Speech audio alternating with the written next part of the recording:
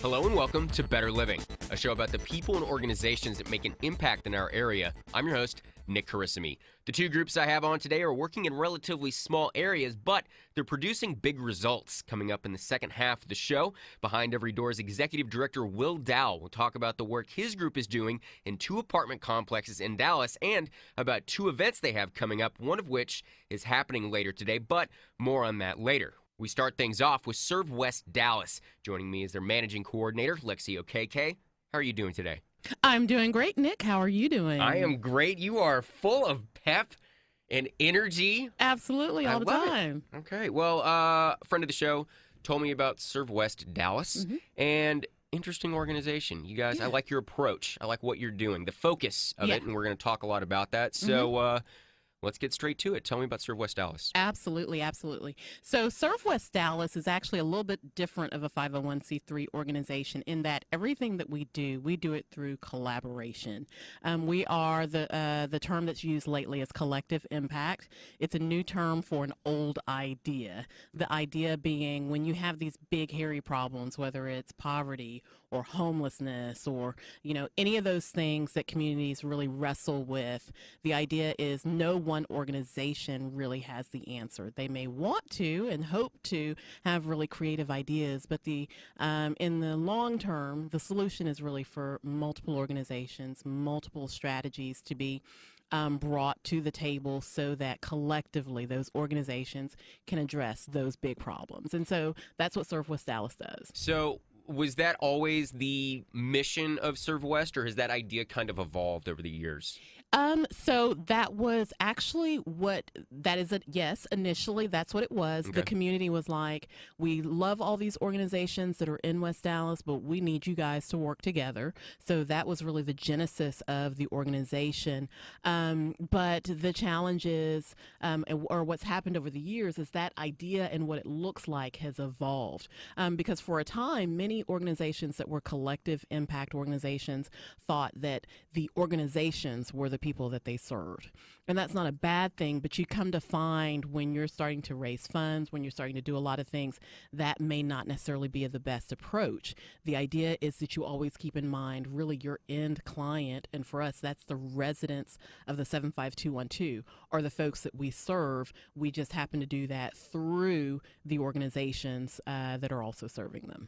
On your website, which is servewestdallas.org, I saw that you approach the way that you guys deal with these issues with 5 key ways. And one of them that I thought was interesting was you have basically created a backbone, which is a structure behind the scenes where it's the coordination and the overseeing of all of these different groups.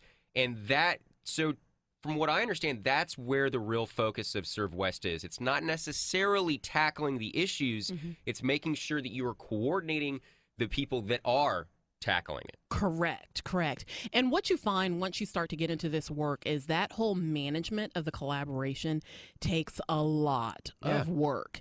And it would be so hard for a single organization to try to do that. In fact, in some ways, they would start to get mission creep because instead of focusing on what their mission is, whether it's tutoring kids or, helping to build affordable single family homes, that part of managing the collaboration becomes so much work that it would cause mission creep. And so that's what we do. We are focused on bringing those collaborations together, managing those collaborations, helping to decide what will the metrics, what will the measurements of success be for that collaboration, and then really taking the lead in a very collaborative way to tackle those problems. You very succinctly listed off all 5 of those things, really. I mean, so when I was looking at the website, the 2 things that did stand out were the idea of not working on the same project with another group. That basically, like you were saying, there's no mission creep. That you are going to do this and nothing else. And as long as you focus on this one thing, we'll get something done. And then the other thing that I felt was interesting because of that was trust. And I didn't understand the idea of trusting the other organizations because when I read that one of the keys to success for you guys was trusting, I thought it meant building the trust of the people you're working with and working for, but it was actually building the trust of the other organizations that are a part of this collective. So explain why that is so important. Absolutely. And you have actually pinpointed something that is huge. And it happens throughout the nonprofit community. So I think any listener who's been in this community for a while can really understand this concept or the need to establish trust amongst the organizations. Because for us, we're very clearly defined by a zip code, the 75212. And because of that, you've got not only in your ecosystem our residents, you've got donors, you've got volunteers, you've got all these people that really are doing great work and are really stakeholders in the work that's happening. And so now you've got this backbone organization, this other 501c3 that's managing the collaboration, but they're also maybe raising funds. They're needing volunteers. They're needing all these other things. And so it becomes very important that each organization clearly knows their mission, does their mission, and trusts one another within this whole idea of we're all in it together. And that takes time. Sure. And that takes proven You have to build that up. results. You have to actually prove yourself. Absolutely.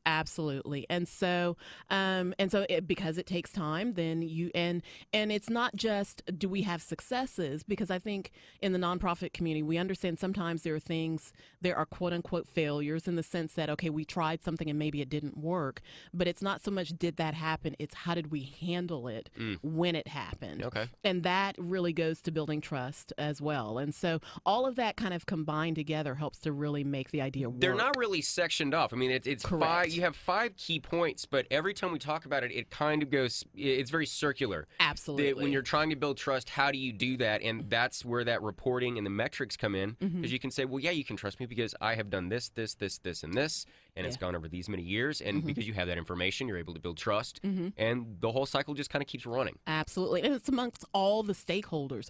So it's trust amongst the organizations. It's trust with the donors, because they sometimes don't give to just one organization. They may be giving to multiple organizations.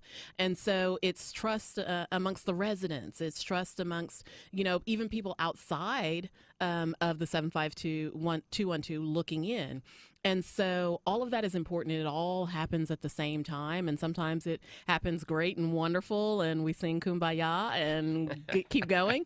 And sometimes we have to have a closed door meeting and say, okay, let's all talk. But it's important to have that. And I think what you're bringing up, a lot of people don't talk about, is this idea that you have to have organizations to trust each other, and everybody has to pull their own weight. And when things do get a little rough, that you need to hammer those things out, and you need to deal with it. Yeah. Because I think that people have a very cheery look or idea at the world of nonprofit and charities. Like it's, oh, you're helping, I'm helping, and everybody gets along, and we're all shaking hands. Yeah. But this is the real world, and certain things happen, and you have to navigate those just like you would anything else. Absolutely. So it's important to do that, because I think that a lot of people do have that kumbaya kind of look at the world of nonprofit and charity, and you guys have a very realistic approach to that. And I think the best part of that is it's results based. It gets, when you do that, you get stuff done. Absolutely. And I look at 2 things that have happened actually in our ecosystem of the nonprofit world. One, 2008, with the stock crash, a lot of people's income was affected. Some people had to pull back on their giving. Some people didn't, but they became more sophisticated in how they, in the questions that they ask and how they distribute their money. And so as a result, the nonprofits have to be more sophisticated, whether that means transparent, whether that means whatever that means. We have to be able to react to those realities. And so we as an organization, have had to be more transparent in the successes and failures, especially with what we do, because it's an old idea, new kind of name to it. And we feel like in some ways we're kind of setting that trend here in the North Texas area. Hopefully there'll be other communities that see that it's a great way to go as far as collective impact. And so we feel the weight of that and needing to respond in a way that is wholly transparent, not just, finances, are we saying, doing our 990 and it has all the information on there, but to be able to say, okay, this is what we're doing, this is what we're trying, this is an experiment, these are the results, and then tinker and then, keep going. Let's talk about where you guys are focused. Serve West works to better the 75212 zip code. So tell me about that area. What's going on in 75212? So the 75212 is West Dallas. And we have very specific geographical boundaries, which help people to understand where we're at. We are north of 30, south of the Trinity Levees. We are west of downtown and east of Loop 12. So I know I spit that out pretty quickly, but you can go to our website and Very actually accurate. see us defined. It paints a picture. Yes. Yeah. So we have very clear defined boundaries. Now, what that means as far as not just geography, but demographics. Our community now, this is based on 2014 census, is 56 Latino, 56% Latino, 30% Black, and it's actually now 11% white, which as of 2 or 3 years ago is incredible because there used to be no slice of the white population in West Dallas. But with the development that's happening, we've seen significant increase. But then also we have about a third of our population, which is defined in the poverty level. So we have very significant resource constraints within West Dallas, and that impacts a lot of things. It impacts school, it impacts jobs, it impacts just relationally the health of the relationships of families within West Dallas. And so we have some very real challenges within the community, which some people will be like, because when you physically look at West Dallas now, because there has been so much development, it looks so radically different from the 80s. Yeah. And I actually from 5 years ago. Absolutely, Nick. Yeah. I had an opportunity to actually be there in the 80s because my mom used to bring us kids out there to do volunteer work.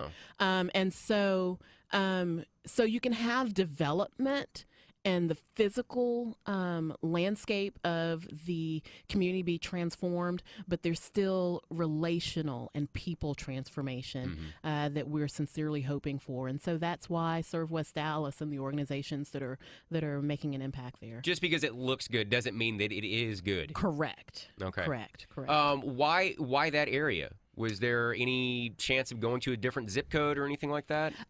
Honestly, so our founder is Arvil Wilson. He is a pastor at West Dallas Community Church.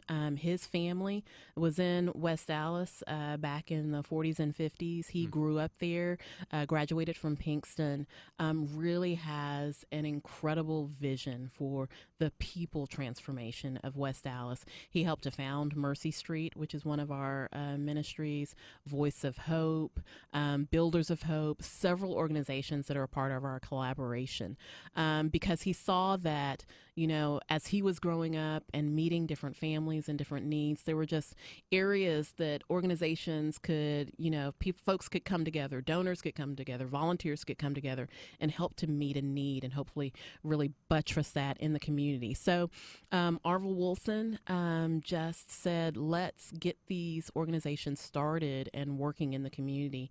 And it's been transformative. It truly has. It seems like you guys have deep ties. So if his family's been there since the 40s and 50s, and you didn't say that you were from there, but you said that you and your mother went down there to go work. So, absolutely. You've spent a lot of time over there throughout your life. So is that common within the organization? Well, is it kind of a hometown group, would you say? In some ways it is. And even if they weren't from there are folks that feel so passionately about their missions, they move to West Dallas because they believe that, you got to be a part of the community in order to really make an impact. And one of our organizations, Brother Bill's Helping Hands, that actually family has been there for about 70 years. That's amazing. It's folks that are truly passionate and invested in the community. It's amazing to see. It really is. Well, you brought it up, so let's start talking about that. Serve West Dallas does an excellent job of bringing these groups together to make a better 75212. So who are some of the groups that you guys are working with? Absolutely. Okay, so we've got about 15 I was going to say, organizations. I'm not sure if it's going to be a good idea to list all of them, so I don't want to leave anybody out. So I'm gonna let you navigate this very difficult water. Absolutely. No, I always keep a list with me so I can name them off. And again, I want to refer to our website because we we actually have them fully listed, and they have videos to talk briefly about their mission. ServeWestDallas.org. Exactly. And so you'll see this list under our ministry partners. I'm not going to say what they do. I'll just give the names. Sure. Second Saturday, ACT, which is Advocates for Community Transformation. ARC, which is Adults Relating to Kids. Brother Bill's Helping Hand. Builders of Hope. His Bridge Builders. Mercy Street, One by One Ministries, Pastoral Counseling Center, Voice of Hope, West Dallas Community Development, West Dallas Community School, Westmoreland Heights Neighborhood Association, World Impact Dallas, Young Life West Dallas. And then we also have several church partners, which is those are Iglesia Bill Herod, Highland Park Presbyterian Church, Park Cities Presbyterian Church, and West Dallas Community Church. Wow. And that's not listing the close to 100 strategic and initiative partners that we also have. That's an amazing, that's a large list of groups. Yeah. And as we said, all doing very different things. Correct. Yes. So you need to go to the website, servewestdallas.org, to really see what they're doing. But education, childcare, Yes. we're talking, employment, financial help. There's if you need help with something, Right. there's a great chance that Serve West Dallas has someone that can help you with that thing. Correct. For the services that you offer, how do people get involved with taking part in these services? Sure. So a lot of times, because the community is starting to really understand the different organizations, they may go straight to the organizations. But if they sometimes we get a call and we're saying, look, and they'll say, look, I need help with da da da da da da da da da, and we become a referral organization. Okay. We'll say, okay, this is the organization or the group that can best help you with that particular situation. And so we certainly do that. At the beginning of the school year, it's, hey, my kids may want some tutoring or some sort of after-school type thing. So we have organizations that do that. It runs the gamut to, okay, a resident is really having trouble with a drug house down the street, and what can I do? We actually have an organization that equips residents to be able to do, through the legal system, things that will help to address those issues with landlords. And so it really runs the gamut. And like you said, we've got all these organizations that do a lot of different things. And then Serve West Dallas, what we do is we find those gaps in services that our organizations don't meet. Okay. And we basically build collaborations based off of those gaps. Now, are you working with groups to say, what you could also do, what would also really help, and then maybe kind of expand their mission? Or are you finding other groups that are working where those gaps are and say, why don't you join Serve West Dallas? We could use your help. So actually, in some ways, it's neither. So, in the sense that, our organizations, because they've been in the community for quite a while and kind of experimented with what their mission should be, they've kind of found what their sweet spot or niche is. Okay. And so every once in a while, if they're a part of it, they've already got it figured out. Exactly, for the most part. Every once in a while, like there are 4 initiatives that we have going right now where we found a gap in service to our residents. One of them is in dealing with healthcare, one is dealing with jobs, and one is education, and then we've got one possibly up and coming. So we find those, and then we bring together the collaborations, but we never try to either push that onto one of our current ministry partners or even create another 501c3. It's about finding that collaboration. Serve West Dallas has been together since 2009, but a lot of these groups, I'm sure, have been there a lot longer than 2009. So when you first started this organization, were you guys received well, or did it take a while for people to understand what you were doing and want to be a part of this initiative? Great question. Because it was the community that said, we need you guys to work together. It kind of paved the way for us to be received well from the community. And that's a lot of what we do as an organization. If the community says, okay, this is what we want, or this is, kind of how we perceive our need to be, then that's what we respond and react to. The same things was with jobs. One of our organizations was like, I've got these kids that are graduating from high school. They're not necessarily on a path to a 4-year degree, but at the same time, they need a career path that is going to be a living wage and really support a family. what does that look like? And that was the impetus for our Career Pathways initiative that we're piloting right now. And so it's not that we're not willing to say, okay, this is what we think you need, but how much better for anyone if it's the community saying this is what we need, and then we craft and create something based on that. You know, a lot of people in 75212, you're working with a ton of organizations. When you say that you're talking to the community, how do you get that community temperature to figure out what's going on in that area and what people need and what they want and what's working and not working?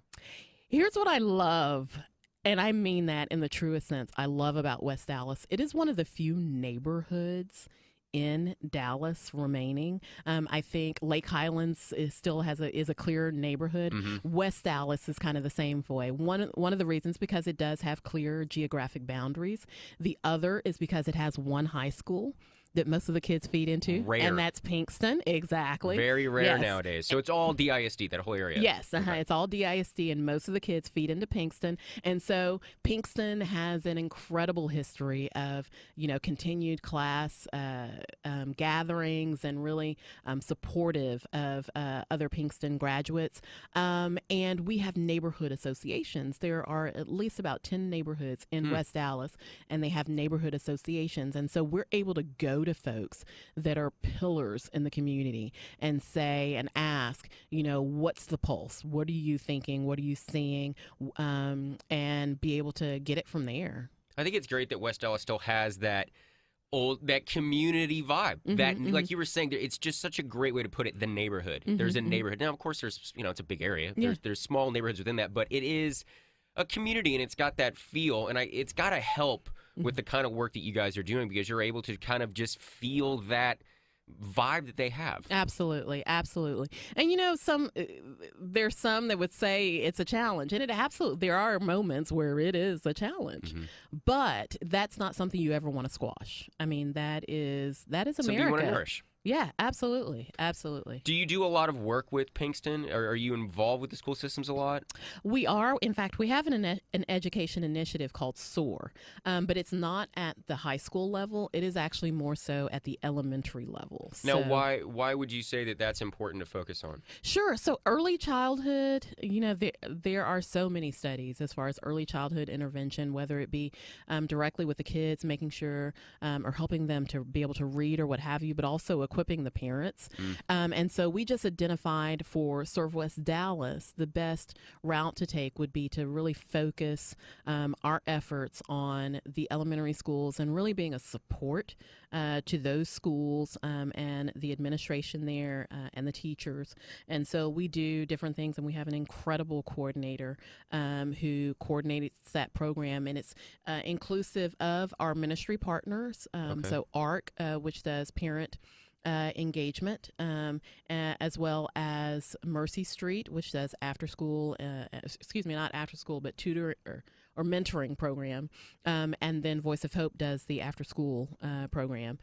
So it's inclusive of those partners, along with some other strategic partners like Readers to Leaders, and then others who are doing incredible work in the schools to really do those interventions at the elementary level. There's a lot of education-based groups that you guys work with. Do you feel that there is a focus that you have at Serve West Dallas where you're saying, I do a lot of stuff in education, or I do a lot of stuff with financial literacy, or is it broad? A broad collection of groups? Sure. So the nature of what we do tends to be a little bit broad. One of the things that we're looking at right now is the climate/culture at the school. So what can we do in order to help that, not to say that it's bad, but to make sure that it's good for our teachers, for our students. So we're looking at the ways that we can help that. We've also got one of our churches is huge in the Reading Buddies initiative. So making sure our kids are able to read and to practice reading, and just making sure that they're successful from the start. with that. And so there are things like that we're really focused on, not so much necessarily some of the other educational things, although with the parent initiatives, we're very intentional about that because one of our partners, ARC, does that type of training, and it's been phenomenal feedback on that.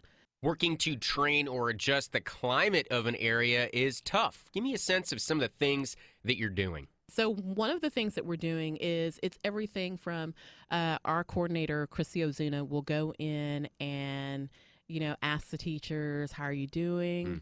Doing a great job, and that can seem like a little thing because either we feel confident and comfortable and know that for ourselves, but when you're a teacher and you've got parents and kids and so many things coming at you, that can be really meaningful. So it's something as simple as that all the way to we do every once in a while do snacks and parties for the teachers. And doing some things along those lines. We're also starting to look at how can we measure the social emotional health of the kids. And so understanding what that looks like, and we're at the very beginning of looking at that. And then once you measure something, sometimes that's kind of helps to make sure you're tracking it and doing the things that will help to make those scores rise. And so we're looking at things like that as well. Reporting and metrics once again. Yeah. Very interesting. Yeah. Are you always looking to bring in new groups to serve West Dallas? Yes. So if somebody is running a nonprofit or a charity and they want to get involved with helping 75212, how do they approach you guys? Sure. So they can certainly go ahead and approach us. One of the things that we look at is, are you currently serving the 75212? So that's very meaningful and important to us.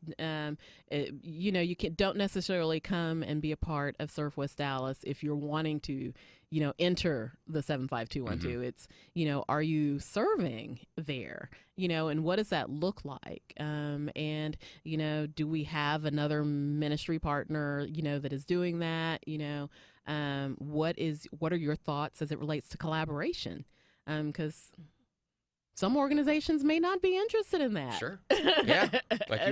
You got to figure all that stuff out. Yeah. And quick. Exactly. Okay. So those types of things. All right. Very interesting. And I'm sure you can find all the information about contacting you guys at your website, servewestdallas.org. Correct.